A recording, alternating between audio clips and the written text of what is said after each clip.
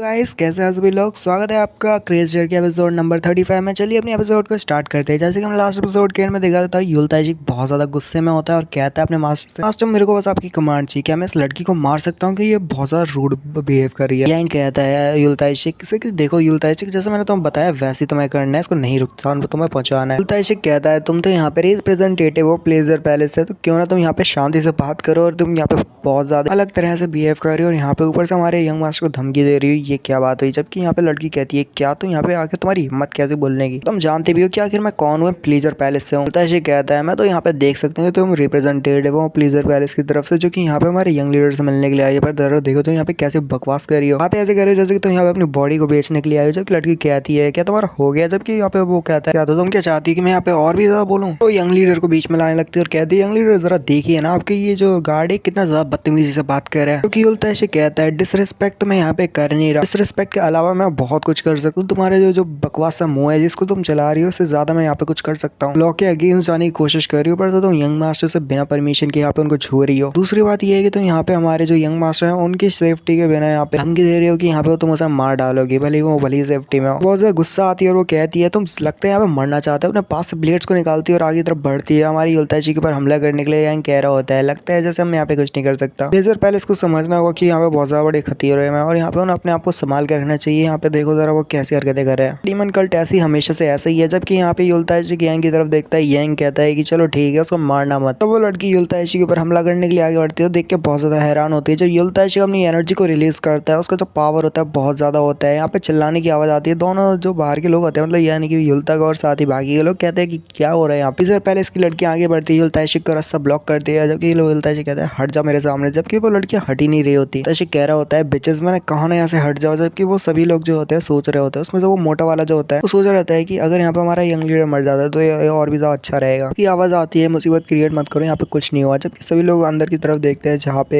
एक तलवार टूटती है जो कि उसी लड़की की होती है, यानी कि तलवार टूट गई होती है। वो लड़की के कपड़े फट गए होते हैं क्योंकि एनर्जी उसकी इतनी ज्यादा होती है जिसकी वजह से पीछे तरफ हट जाती है और कहती है कि आखिर तुम हो क्या और तुम्हारी जो एनर्जी है इतनी ज्यादा रिलीज क्यों हो रही है। क्योंकि हमारा जो यंग होता है कहता है कि इसकी जो एनर्जी है वो एक ऐसे सर्टेन मतलब पावर के साथ रिलीज हुई कि यहाँ पे एक बड़ा सा ब्लास्ट हुआ जिसके साथ लड़की कपड़े भी तक फट गए। ये एक तरह की हेवनली डेमन डिवाइन आर्ट है, इसलिए इम्पॉसिबल है एवरेज रहना, और ये तभी तो इनको यहाँ पे डिमोनिक आर्ट्स कहा जाता है। युलताई के लिए मुश्किल रहेगा अगर वो उसको ऐसे ही यहाँ पे इस्तेमाल करता रहा तो उसके लिए डिसएडवांटेज होगा। के लिए सब उन्हीं पे अप्लाई करता है जिनकी पावर उससे ज्यादा होती है, युलताई से स्ट्रॉन्गर होते हैं। माना कि उसकी जो पावर है बहुत ज्यादा बढ़ जाती है जब वो रिलीज करता है, पर वो उसको पूरी तरह से कंट्रोल नहीं कर सकता और पूरी तरह से मतलब कंटिन्यूअसली कंट्रोल नहीं कर सकता। लड़की बहुत ज्यादा गुस्सा होती है और कहती है कि यार तुमने मेरे साथ क्या किया, तुमने यहाँ पे धमाका कैसे किया। तो लड़की को लग रहा होता है कि अभी भी यहाँ पे युलताई ने चीटिंग की होती है। जबकि यंग कहता है पास आती है प्लीजर पैलेस यहाँ पे बहुत ज्यादा गड़बड़े कर रहा है, मैं यहाँ पे जानता हूँ। अरे प्लीजर पैलेस को यहाँ पे ठीक से काम करना चाहिए, नहीं तो अगर तुम्हारे जैसे और भी लोगों को वो यहाँ पे भेजेंगे तो तुम्हारा प्लीजर पैलेस को तबाह होने में ज्यादा टाइम नहीं लगेगा। वहाँ जो उसका ब्लेड टूटा होता है उसमें से वो एक हिस्से को उठा लेता है और कहता है तो तुम्हारे जैसे बार्ड को यहाँ पे भेजते हैं यहाँ पे रिप्रेजेंटेटिव बनाने के लिए। बहुत ज्यादा डिसअपॉइंटिंग बात है कि वो लड़की को बहुत ज्यादा गुस्सा आती है। तो यंग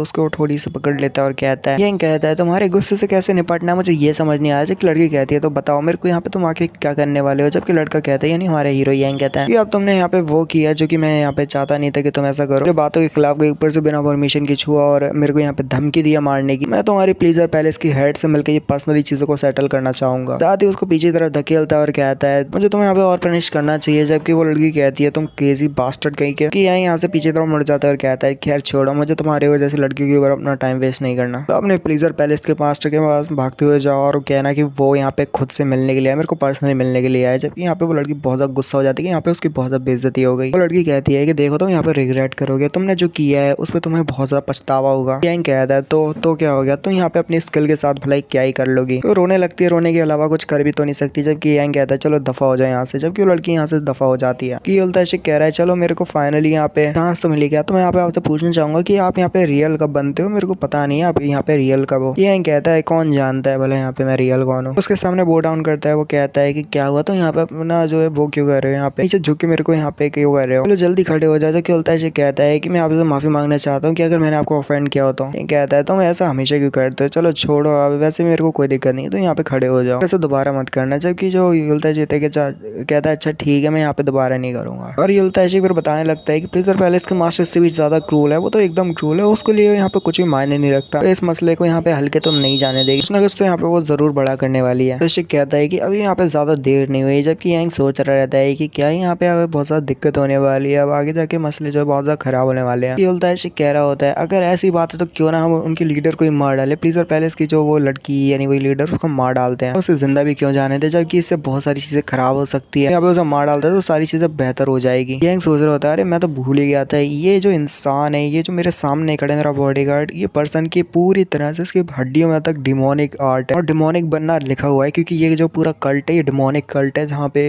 इनकी हड्डियों तक में डीमन काम करते हैं, यानी कि अभी मारना है तो अभी मारना है। यांग कहता है स्क्वाड लीडर, तो ये वो कहता है हाँ माई लीग बताइए क्या हुआ। फिर यांग कहता है उसे साफ साफ एक जो पर्सनल ऑर्डर होता है वो देता है और कहता है कि चलो ठीक है मैं यहाँ पे तुम्हें एक ऑर्डर दे रहा हूँ, वो एक जरूरी ऑर्डर है, देखो तुम्हें इस ऑर्डर को हमेशा ध्यान रखना है, जब तक मैं तुम्हें यहाँ पे ऑर्डर ना दूं किसी को भी तुम्हें मारना नहीं है। तो उसको नुकसान पहुंचा सकते हो अपनी मर्जी से, पर कभी जिंदगी में किसी को मारना मत जब तक मैं तुम्हें ऑर्डर ना दूं। जबकि वो कहता है अच्छा ठीक है सर। ये यांग पर्सनली यहाँ पे सोच रहा रहता है कि यहाँ पे किसी को मारना बिल्कुल भी सही नहीं है, अगर ऐसे ही मारते रहे तो पूरी तरह से डीमन बन जाएगी, तो यहाँ पे मैं पूरी तरह से इस पूरी जगह को बदल नहीं पाऊंगा। बिल्कुल ऐसा ही है जैसे सैंड का कैसल होता है जिनके अंदर बहुत सारे लोग होते हैं। सैंड का कैसल यानी कि ऐसा कैसल जो कि कभी भी डिस्ट्रॉय हो सकता है, बिल्कुल धूल की तरह उड़ जाएगा। यहाँ आगे की तरफ चलने लगता है और कहता है कि देखो युलताशिक, मेरे ख्याल से उनकी रैंकिंग देखी जाए, रैंकिंग के रिकॉर्ड देखे जाए तो प्लीजर पहले जो है वो ट्रेजर के मामले बहुत ज्यादा ध्यान रखता है, अपनी फैमिली को बहुत ज्यादा ही संभाल के रखे हुए बोल सकते हो। तो जब तक मैं यहाँ पे कोई मूव नहीं चलता तो तुम्हें यहाँ पे कोई भी मूव नहीं चलनी, यानी मैं कुछ नहीं करता तो तुम भी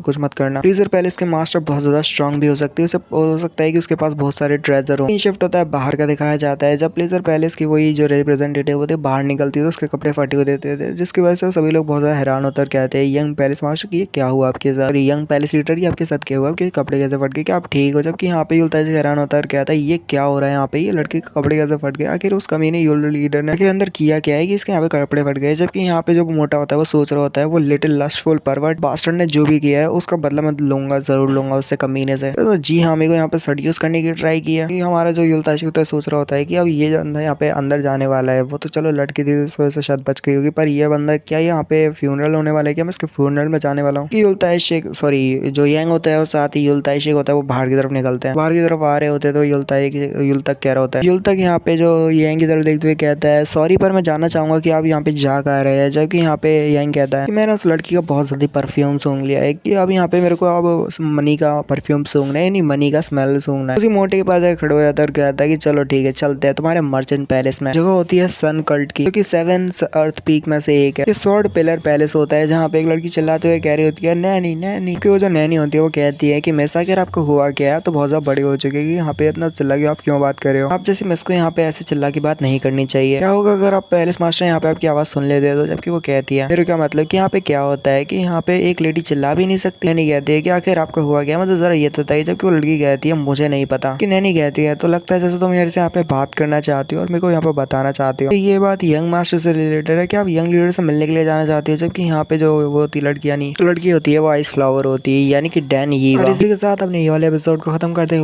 लाइक गुड बाय बाय।